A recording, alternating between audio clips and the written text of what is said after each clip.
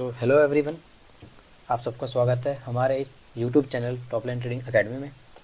तो आज हम जानेंगे इनकम स्टेटमेंट के बारे में, जिसको हम प्रॉफिट एंड लॉस स्टेटमेंट भी कहते हैं।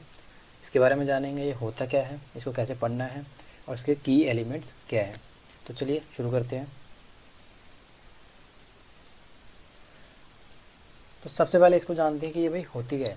ठीक है, एक इनकम स्टेटमेंट जो एक फाइनेंशियल स्टेटमेंट है जो आपको कंपनी की इनकम्स और एक्सपेंडिचर के बारे में बताती है। साथ में आपको ये भी बताएगी कि कंपनी एक प्रॉफिट मेकर है या फिर लॉस मेकर है। तो चलिए सबसे पहले इसका हम सबसे पहले एक बेसिक फॉर्मेट जान लेते हैं कि ये बनती कैसे है और होती कैसे है, इसमें से क्या क्या माइनस होता है, क्या क्या ऐड होता है, फिर हम आगे चलेंगे। तो गैस सबसे पहले आता है हमारा सेल्स। सेल्स होगी, सेल्स मतलब कि कंपनी का जो कोर बिजनेस है ना, मान लो कि मेरा लैपटॉप बनाने का बिजनेस है, तो मैं लैपटॉप बेच के जो भी इनकम कमाऊंगा, रेवेन्यू आएगा, वो हम सेल्स में देंगे। इसका दूसरा नाम रेवेन्यू है। और स्टॉक मार्केट में इसका नाम है टॉप लाइन। आपको ना बहुत सारे जो एनालिस्ट हैं वो आपको बोलते मिलेंगे कि टीवी में कि इस कंपनी की टॉप लाइन अच्छी है, इसकी कंपनी की टॉप लाइन अच्छी नहीं है। तो उसका मतलब है कि ये सेल्स की बात हो रही है। टॉप लाइन को सेल्स भी कहते हैं। ठीक है, तो इसमें से सबसे पहले सेल्स में से माइनस होते हैं ऑपरेटिंग एक्सपेंसेस। ऑपरेटिंग एक्सपेंसेस क्या हो गया, जैसे मैन्युफैक्चरिंग कॉस्ट हो गया,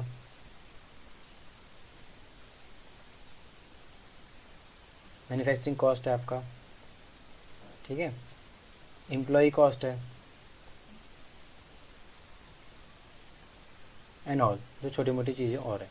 ठीक है, फिर इसको माइनस करने के बाद, यहाँ माइनस करने के बाद जो भी आता है इसे हम कहते हैं ऑपरेटिंग प्रॉफिट।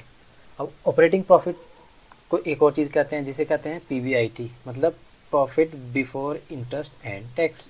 ठीक है, और इसका एक और नाम है जिसको हम कहते हैं ईबीआईटी। इसका मतलब है earnings before interest and tax. ठीक है, तो जब ये पीबीआईटी या फिर ऑपरेटिंग प्रॉफिट आता है तो उसमें से सबसे पहले हम किसको देते हैं, इंटरेस्ट पे करते हैं। इंटरेस्ट मतलब जैसे बैंक्स को हो गया, हमने डिबेंचर इशू करें तो उनको इंटरेस्ट जाएगा, बॉन्ड्स है तो उनको इंटरेस्ट जाएगा, तो वो इंटरेस्ट माइनस होता है। उसके बाद आता है आपका प्रॉफिट बिफोर टैक्स। ठीक है, अब प्रॉफिट बिफोर टैक्स में जब टैक्स माइनस करोगे, मान लो सरकार को हमें टैक्स दिया है इतना 1700 करोड़ है ना, तो जो भी टैक्स माइनस करेंगे उसके बाद जो आएगा ना हमारे पास, ये आएगा प्रॉफिट आफ्टर टैक्स। ठीक है, प्रॉफिट आफ्टर टैक्स को हम पीएटी भी कहते हैं, पैट। अब जो इसको हम नेट प्रॉफिट भी कहते हैं साथ में, पैट को नेट प्रॉफिट भी कहा जाता है, नेट इनकम भी कहा जाता है, और साथ में इसको बॉटम लाइन भी कहा जाता है, बॉटम लाइन। ठीक है, अब गैस जो रिमेनिंग प्रॉफिट होता है ना, टैक्स वगैरह सब कुछ पे करने वाला, जिसे हम नेट प्रॉफिट या बॉटम लाइन कहते हैं, उसके बाद कहीं जाके हम डिविडेंड पे करते हैं। जैसे ये हो गया है ना, डिविडेंड पे कर दिया हमने 1000 करोड़, तो ये जो बचा है ये आपका टोटल प्रॉफिट जो डिविडेंड पे करने के बाद आपके पास बचा है, इसको आप जनरल रिजर्व में ऐड कर देते हैं। ये इसका स्टेटमेंट का पार्ट नहीं है, लेकिन मैं बता रहा हूँ आपको। ठीक है, तो ये रहा हमारा बेसिक फॉर्मेट। ऐसे होता है, मतलब इसमें से सबसे पहले सेल्स में से 4 तरह के लोगों को हमने पैसा देना होता है। सबसे पहले जो सप्लायर्स हैं या फिर मैन्युफैक्चरिंग कॉस्ट जो लगती है उनको देना है, जिन्होंने रॉ मटेरियल प्रोवाइड किया है हमें। एम्प्लॉयज़ की सैलरीज है, उनको हायर करने का कॉस्ट है ना। उसके बाद बैंक वाले खड़े होंगे, हमारा इंटरेस्ट दो, है ना। उसके बाद सरकार खड़ी होगी। उसके बाद कंपनी के ओनर्स होंगे जो कहेंगे हमें अपना प्रॉफिट का हिस्सा दो, क्योंकि एक्चुअली जो प्रॉफिट्स है वो ओनर का ही हिस्सा होता है ना। तो चलिए चलते हैं इसके की एलिमेंट्स क्या है, उसके बाद हम देखेंगे इनको पढ़ने कैसे। ठीक है, तो जो की एलिमेंट्स हैं इसमें सबसे पहले आता है रेवेन्यू एंड सेल्स, जिसको हम टॉप लाइन भी बोलते हैं। ठीक है, रेवेन्यू एंड सेल्स। सेकंड हो गया आपका एम्प्लॉय कॉस्ट, मतलब एम्प्लॉयज़ को हायर करने का कॉस्ट वगैरह, उनकी सैलरीज, उनके बोनसेस, है ना, उनकी ग्रेचुटी जो भी है। फिर रॉ मटेरियल कंज्यूम, हमें मतलब रॉ मटेरियल कितना मंगवाया उसका कॉस्ट हो गया। फिर आता है इंटरेस्ट जो हमने बैंक को देना है या फिर डिवेंचर होल्डर्स को देना है या फिर जिनको बॉन्ड इशू करें कंपनी ने उनको देना है। और ये होगा हमारा पैट, जिसे हम प्रॉफिट आफ्टर टैक्स कहते हैं। ये की एलिमेंट्स हैं इनकम स्टेटमेंट के। अब इनको देखते हैं ये होते क्या है यार, इनके बारे में क्या पढ़ना है हमने, है ना। तो सबसे पहले जानते हैं रेवेन्यू एंड सेल्स। गैस जब कंपनी अपने कोर बिजनेस से जो भी पैसा कमाती है, रेवेन्यू अर्न करती है, उसे हम कहते हैं रेवेन्यू एंड सेल्स, मतलब दोनों का एक ही नाम है, जिसका थर्ड नेम हो गया टॉप लाइन। अब रेवेन्यू आता कहाँ से, मतलब जो हम रेवेन्यू आता वहाँ से है जहाँ से हमने जो भी प्रोडक्ट अपनी कंपनी का है। जैसे मान लो मेरा फर्नीचर का बिजनेस है, तो अगर मैं फर्नीचर बना रहा हूँ, टेबल कुर्सी, तो ये मेरा प्रोडक्ट है। इसको बेच के जो भी करो रेवेन्यू आएगा वो मेरा रेवेन्यू मतलब सेल्स होगी, है ना, इनकम जो भी आएगी, पैसा जो भी आएगा। इसको टॉप लाइन भी कहा जाता है, जैसे मैंने आपको पहले बताया। और ये इसको कैसे पता लगेंगे कि भाई कंपनी की सेल्स अच्छी है या बुरी है, ये हमने कंपेयर करना है पिछले साल या पिछले 5 साल के डाटा से, ठीक है। जब आप मनी कंट्रोल में किसी भी कंपनी की इनकम स्टेटमेंट खोलेंगे तो उसमें सेल्स पिछले 5 साल की दी होती हैं।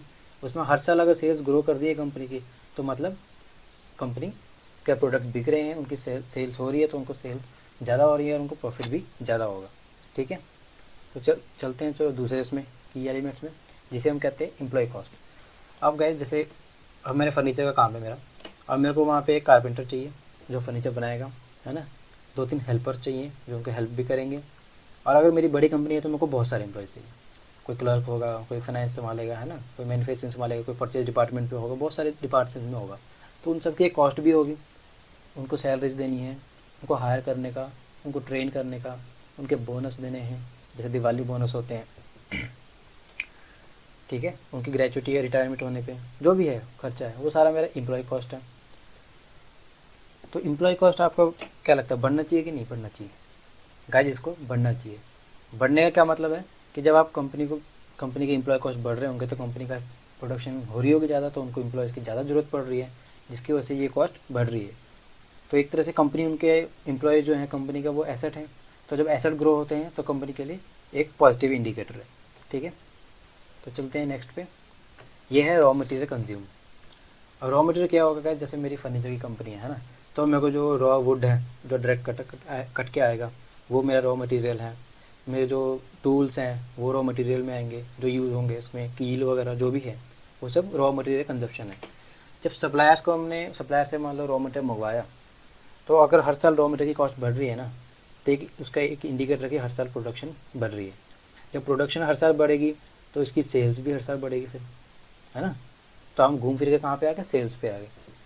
तो इसको भी हर साल बढ़ना चाहिए। अगर कंपनी के रॉ मटेरियल कंजप्शन नहीं बढ़ रही है तो एक तरह से ये है कि कंपनी का प्रोडक्शन करने की लोड़ ही नहीं होगी, इन्वेंट्री इतना है कि वो बिका ही नहीं है, ठीक है।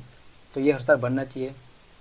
अब नेक्स्ट में चलते हैं, ये हो गया हमारा इंटरेस्ट का। ये वो इंटरेस्ट जो हमें बैंक को देना है, डिबेंचर होल्डर को देना है,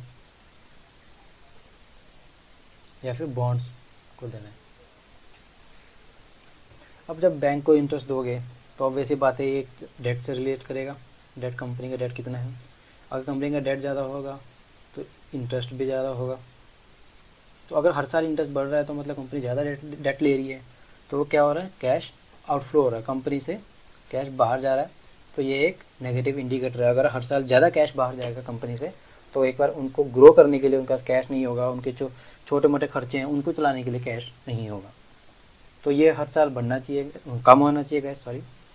अगर ये इंटरेस्ट कम हो रहा है तो मतलब कंपनी डेट कम कर रही होगी, तो उनको कम पैसा बाहर जाना पड़ रहा था, जिसकी वजह से उनका कैश सफिशिएंट कैश होगा कि अपना डे टू डे बिजनेस की एक्टिविटीज़ वो चला पाए, ठीक है गाइज। अब नेक्स्ट में चलते हैं, जो है लास्ट हमारा प्रॉफिट आफ्टर टैक्स। इसको हम पैट भी कहते हैं, नेट इनकम भी है, नेट प्रॉफिट, नेट इनकम और बॉटम लाइन,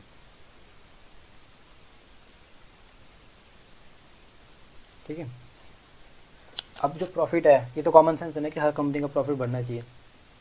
अगर प्रॉफिट नहीं बढ़ रहा तो फिर कंपनी ग्रो कैसे करेगी? जब कंपनी लॉस मेकर है तो इन्वेस्टर्स कैसे अट्रैक्ट करेगी इन्वेस्ट करने के लिए, और है ना।